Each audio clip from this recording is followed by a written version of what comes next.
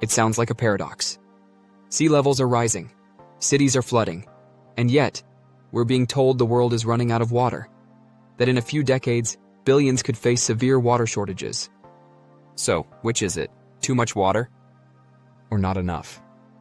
It turns out both are true, and understanding how they can coexist might just change the way you see the planet forever. Let's begin in Cape Town, South Africa. In 2018, the city came within days of becoming the first major metropolis to completely run out of water. Day Zero, they called it, the day when the taps would run dry. People lined up at emergency distribution points, limits were placed on daily water use, and parks were left to wither. It wasn't just a local drought. Cape Town's reservoirs, which once held enough fresh water for millions, had been steadily shrinking. And for all the water that surrounded them, they couldn't drink a drop. Now fast forward to 2021 across the ocean in Jakarta, Indonesia. There, the problem was the opposite: too much water. Floods swept through neighborhoods, displacing families, destroying homes, and slowly submerging the city. Jakarta is now sinking, literally, as rising sea levels creep up on it faster than any other capital in the world. So what's going on? These aren't isolated events. They're both symptoms of the same global system behaving in strange, interlinked ways. We're losing the water we can use, while gaining more of the kind we can't. To understand this strange contradiction, we need to zoom out, to the planet's hydrological balance sheet. Earth is, famously, a blue planet. Water covers over 70% of its surface. But 97.5% of that water is saltwater in the oceans. And only 2.5% is fresh water. And of that tiny sliver, almost 70% is locked up in glaciers and permanent snow. Salt water, like the kind found in oceans, isn't fit for human consumption. That's because our kidneys can't handle the high levels of salt. Drinking seawater actually dehydrates you faster, because your body needs more water to flush out the excess salt than it gets from the seawater itself. In extreme cases, it can even be fatal. So while it might seem like all that ocean water could quench the world's thirst, it's chemically incompatible with our biology, unless it's processed through costly desalination. That leaves less than 1% of all the water on Earth as accessible fresh water, the kind that flows in rivers, sits in lakes, or hides underground in aquifers. The water we use to drink, grow crops, bathe, and build civilization. So when we talk about running out of water, we're not talking about all water. We're talking about a specific, precious fraction of it, fresh water, which is increasingly at risk. Meanwhile, the salt water, which makes up the overwhelming majority, is rising because of melting ice sheets and glaciers, thermal expansion, and warming oceans. The planet isn't gaining water, it's just redistributing it, and not in our favor. Imagine being trapped on a life raft by the ocean, dying of thirst. That's the global situation in miniature. In theory, the Earth's water is constantly recycled. Through a process called the hydrological cycle, water evaporates from oceans and lakes, forms clouds, falls as rain or snow, and returns to the ground. Then it flows back to rivers, lakes, and finally the sea. It's a beautiful, self-sustaining loop. But humans have been interfering with that loop in a big way. Let's look at a few ways we're breaking it. First, there are the melting glaciers. Many of the world's biggest freshwater reserves are in the form of ice, such as the glaciers of the Himalayas, the Andes, the Alps, and Antarctica. These glaciers act like natural reservoirs, slowly releasing meltwater during warmer months. But as the planet warms, glaciers are melting too quickly, dumping huge volumes of fresh water into the oceans, where it becomes salt water and raises sea levels. Once that ice is gone, it's gone. And with it, the reliable flow of fresh water for millions of people who depend on glacier-fed rivers like the Ganges, the Yangtze, and the Colorado. Then there is aquifers depletion. Around the world, we're pumping water out of underground aquifers faster than they can be replenished. These ancient reserves took thousands of years to form, and we're draining them in decades. The result?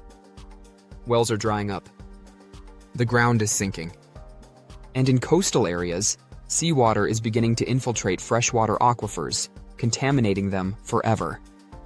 Finally, there are the problems of pollution and mismanagement. In many places, the water that's technically available, isn't usable.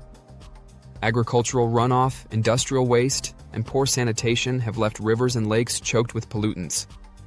In parts of India, for example, entire regions have groundwater so contaminated with arsenic or fluoride that it's undrinkable. And as infrastructure breaks down, even places with water can't deliver it safely. Think of Flint, Michigan, a city in the middle of the Great Lakes that couldn't provide clean water to its residents. Now let's return to that intuitive confusion. If sea levels are rising and cities are flooding, how can there be droughts? Here's the twist. Climate change is making both worse at the same time. A warmer atmosphere holds more moisture. That leads to heavier rainfall events, more floods, more storms, more extremes. But it also creates longer dry spells, especially in the middle of continents. That's because weather systems move differently on a warmer planet. The result is a patchwork planet where some regions drown while others bake. In California, record snowpack in winter melts into dangerous floods, followed by summer droughts.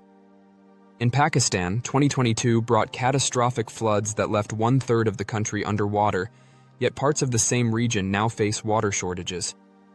In the Sahel, desertification is pushing south as rainfall patterns become more erratic, even as occasional megastorms cause deadly flash floods. Flooding doesn't mean abundance. It often destroys water infrastructure, contaminates supplies, and spreads disease. It rarely delivers usable water to those who need it most. At this point, many people ask, why not just use ocean water? We have so much of it. Can't we just desalinate it? In theory, yes, we can turn seawater into fresh water. But in practice, desalination is expensive, energy-intensive, and geographically limited. Desalination plants work best near coastlines, and they require massive amounts of electricity. That creates emissions, unless powered by renewables. The process also produces brine, a highly concentrated salt waste that must be carefully disposed of to avoid damaging marine ecosystems. Plus, desalination doesn't solve the problem of agricultural water, the biggest user of fresh water on Earth. We don't just need drinking water, we need massive amounts of water to grow crops. And desalinating enough water for farms would be staggeringly costly. It's not a silver bullet. It's a backup plan, and even then, only for the rich or well-prepared. Freshwater scarcity isn't just an environmental problem. It's increasingly becoming a geopolitical issue. In the past decade, tensions have risen over rivers that cross national borders, like the Nile, the Tigris and Euphrates, the Mekong, and the Indus. Upstream countries build dams, while downstream nations worry about losing flow. And within countries, conflicts are rising between cities, farmers, corporations, and indigenous groups over who gets water and how much. In some places, water is being privatized, treated not as a human right, but as a commodity. Meanwhile, mega projects like Arizona's golf courses or Dubai's indoor ski resort continue to consume enormous amounts of water in the middle of deserts. It's not only a lack of water. It's a lack of planning, and often a lack of fairness. So what can we do? Here's the hard truth. Globally, about 70% of the fresh water goes to agriculture, another 20% to industry, and less than 10% is used directly in households. That means the water you see when you brush your teeth or take a shower is just a sliver of the bigger picture. This is why experts sometimes roll their eyes when campaigns focus only on turning off the tap while brushing. Yes, it matters, symbolically and habitually. If millions of people do it, the savings add up. But if we stop there, we miss the real levers.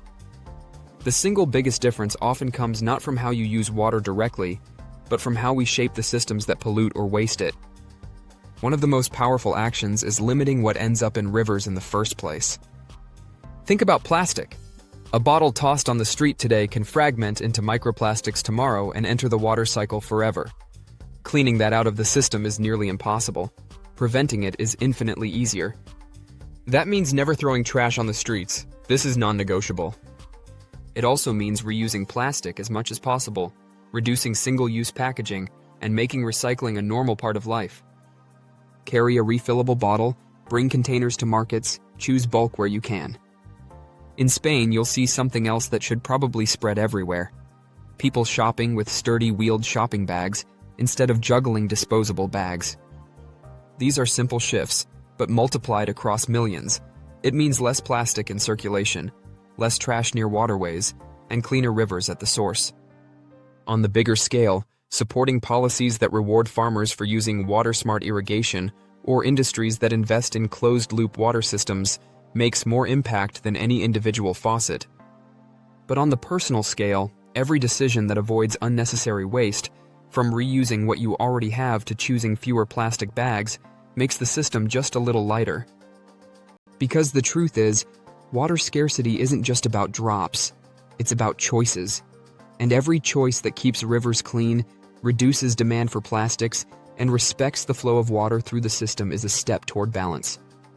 A world drowning in water can still be dying of thirst, unless we change the way we think, the way we act, and the way we value this most precious resource.